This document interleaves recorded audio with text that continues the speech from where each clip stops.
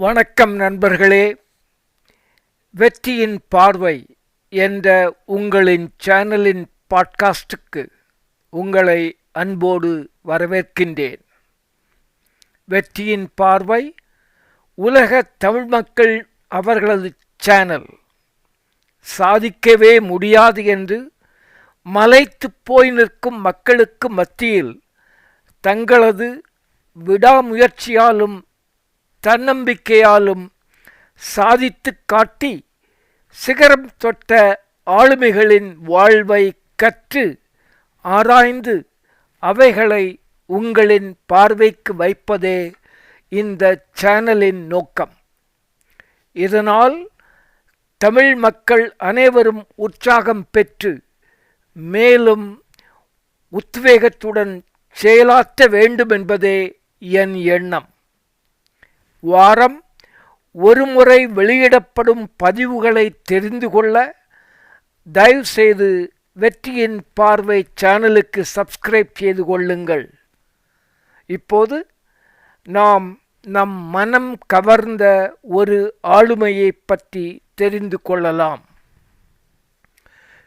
இந்தியாவில் வாழும் மக்களுக்கு இன்று ஒரு அவசர மருத்துவ உதவி தேவையென்றாலோ அல்லது உலகத் தரம் வாய்ந்த அறுவை சிகிச்சை தான் தீர்வு என்றாலோ நம் ஊரில் மிகச்சிறந்த மருத்துவமனைகள் இப்போது இருக்கின்றன. ஆனால் சுமார் 40 வருடங்களுக்கு முன்னால் 1980களில் இந்தியாவின் நிலைமை அப்படி இல்லை. ஒரு சிக்கலான இதய அறுவை சிகிச்சை செய்ய வேண்டும் என்றால் இந்திய மக்கள் கோடி கோடியாய் பணம் சேர்த்து கொண்டு லண்டனுக்கும் அமெரிக்காவிற்கும் ஓட வேண்டி இருந்தது. பணம் இல்லாத ஏழைகளின் நிலைமை மரணம் மட்டும்தான் தலைவிதி என்று ஆகிப்போயிருந்தது. இந்த நிலைமையை மாற்றியமைத்து இந்தியாவின் மருத்துவ முகவரியையே உலக அரங்கில் திருத்தி எழுதிய ஒரு மாபெரும் தலைவனை பற்றித்தான் இன்று நாம் பார்க்கப் போகிறோம். ஆந்திர மாநிலத்தின் சித்தூர் மாவட்டத்தில் ஒரு விவசாயியின் மகனாக பிறந்தவர் பிரதாப் ரெட்டி. சென்னையில் உள்ள ஸ்டான்லி மெடிக்கல் காலேஜில் MBBS பட்டம் பெற்ற ரெட்டி மேற்படிப்பிற்காக அமெரிக்கா சென்றார். ஹார்வர்ட் பல்கலைக்கழகத்தில் பயிற்சி பெற்ற பின் அமெரிக்காவின் புகழ்பெற்ற சில மருத்துவமனைகளில் சில வருடங்கள் கார்டியாலஜிஸ்டாக பணியாற்றினார். தான் கற்ற மேற்படிப்பும் பெற்ற மருத்துவ அனுபவமும் தன் பிறந்த மண்ணுக்கே பயன்பட வேண்டும் என்று சிந்தனையுடன் ஒரு மண்ணின் மைந்தராய் 1971 சென்னை திரும்பினார் டாக்டர் ரெட்டி. சென்னை ஆழ்வார்பேட்டையில் இருக்கின்ற HM ஹாஸ்பிட்டலில் பணியில் சேர்ந்து 10 ஆண்டுகளுக்கு மேலாக கார்டியாலஜிஸ்ட் ஆக பணிபுரிந்தார் டாக்டர் பிரதாப் ரெட்டி. அந்த காலகட்டத்தில் ஒரு நாள் ஒரு 38 வயதான ஒரு இளைஞனுக்கு சிகிச்சை அளிக்கும்போது உடனடியாக பைபாஸ் அறுவை சிகிச்சை இவனுக்கு செய்ய வேண்டும் என்று டாக்டர் பிரதாப் ரெட்டி புரிந்து கொண்டார். ஆனால் துரதிர்ஷ்டவசமாக அந்த இளைஞனிடம் அமெரிக்கா சென்று சிகிச்சை பெற போதிய பணவசதியும் இல்லை, அதற்கான கால அவகாசமும் இல்லை. டாக்டர் ரெட்டியின் கண்முன்னே அந்த இளைஞன் உயிரை விட நேர்ந்தது. அந்த மரணம் டாக்டர் பிரதாப் ரெட்டியை மிகவும் உலுக்கியது. முறையான மருத்துவ கட்டமைப்பு இன்ஃப்ராஸ்ட்ரக்சர் இல்லாத காரணத்தால் ஏன் என் நாட்டு மக்கள் சாக வேண்டும்? இந்த கேள்வி அவரது தூக்கத்தை கெடுத்தது.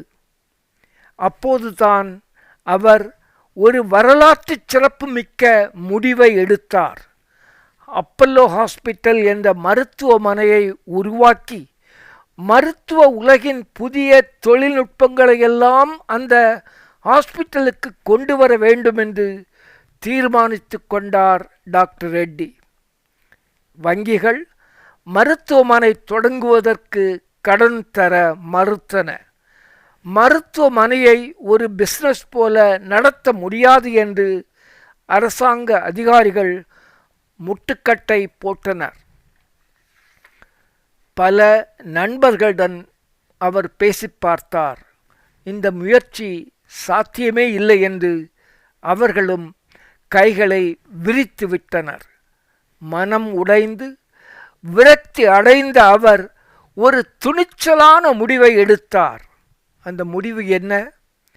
ஒரு சில நண்பர்களின் உதவியை பெற்று அன்றைய பிரதமர் இந்திரா காந்தி அவர்களை நேரில் சென்று சந்தித்தார். மக்களின் தேவைகளையும் இந்தியாவில் இருக்கும் தற்போதைய மருத்துவ கட்டமைப்பை பற்றியும் விரிவாக தைரியமாக விவரித்துச் சொன்னார். டாக்டர் பிரதாப் ரெட்டியின் விடாமுயற்சியை புரிந்து கொண்ட பிரதமர் இந்திரா காந்தி அவர்கள் அப்பல்லோ மருத்துவமனை கட்டுவதற்காக இந்தியாவின் மருத்துவ சட்டங்களை திருத்தி அமைத்தார். ஆம் நண்பர்களே, பிரதாப் ரெட்டி என்ற மருத்துவரின் தொலைநோக்கு பார்வைக்காகவும் மக்களின் தேவைக்காகவும் இந்திய அரசாங்கம் தன் பழைய சட்டங்களை மாற்றிக்கொண்டது. நிதி நெருக்கடி ஏற்பட்ட போது வங்கிகளை மட்டுமே நம்பாமல் பொதுமக்களிடம் பங்குகளை திரட்டி இந்தியாவின் முதல் கார்ப்பரேட் மருத்துவமனையில் சென்னையில் 1983 ஆண்டில் கம்பீரமாக தொடங்கினார். தடைகள் அனைத்தையும் தன் உழைப்பால் தகர்த்து எறிந்தார். வெறும் 150 பெட்கள் கொண்ட ஒரே ஒரு மருத்துவமனையாக தொடங்கிய அப்பல்லோ ஹாஸ்பிட்டலுக்கு சொந்தமாக 70 பிரம்மாண்டமான மருத்துவமனைகள் இந்தியாவின் பல நகரங்களில் இருக்கின்றன. இது தவிர 6500 அப்பல்லோ பார்மசிகள் நாடெங்கிலும் மக்களுக்கு தரமான மருந்துகளை சீரான விலைகளில் விற்கின்றன. அவரை பற்றிய பல விவரங்களை பல மணி நேரம் செலவிட்டு இன்டர்நெட்டில் நான் படித்தேன். டாக்டர் பிரதாப் ரெட்டியின் பண்புகளும் நெறிமிக்க கருத்துக்களும் என்னை வியக்க வைத்தன. அவரது வாழ்விலிருந்து நான் தெரிந்து கொண்ட 3 பாடங்களை உங்கள் பார்வைக்கு வைக்க விரும்புகிறேன். வாழ்வில் முன்னேற துடிக்கும் அனைவருக்கும் அந்த கருத்துக்கள் வாழ்வியல் பாடங்களாக அமையும் என்பதில் துளியும் சந்தேகம் இல்லை. வாழ்க்கை பாடம் 1, life lesson 1, serve with purpose, money is sure to follow. விளக்கமாக சொன்னால், லட்சியத்திற்காக செயல்படு. பணம், பொருள், புகழ் இவையெல்லாம் நிச்சயமாக வந்தடையும் என்கிறார் டாக்டர் பிரதாப் ரெட்டி. வாழ்க்கை பாடம் 2, life lesson 2, update your self with current technology. உலகின் எந்த பகுதியிலாவது ஒரு புதிய தொழில்நுட்ப முறை மருத்துவத் துறையில் அமல்படுத்தப்பட்டிருக்கின்றது என்று தெரிய வந்தால் உடனடியாக அந்த தொழில்நுட்பத்தை அப்பல்லோ ஹாஸ்பிட்டலில் நடைமுறைக்கு கொண்டு வர ஏற்பாடு செய்து விடுவார் டாக்டர் பிரதாப் ரெட்டி. தொழில்நுட்பத்தில் வளர்ந்த நாடுகளைப் போல் நாமும் செயலாற்ற வேண்டும். ஒருபோதும் நம் நாடு பின்தங்கி விடக்கூடாது என்பதில் மிகவும் பிடிவாதமாக இருப்பார் டாக்டர் பிரதாப் ரெட்டி. வாழ்க்கை பாடம் 3, லைஃப் லெசன் 3. அடுத்த தலைமுறையை உருவாக்குதல்.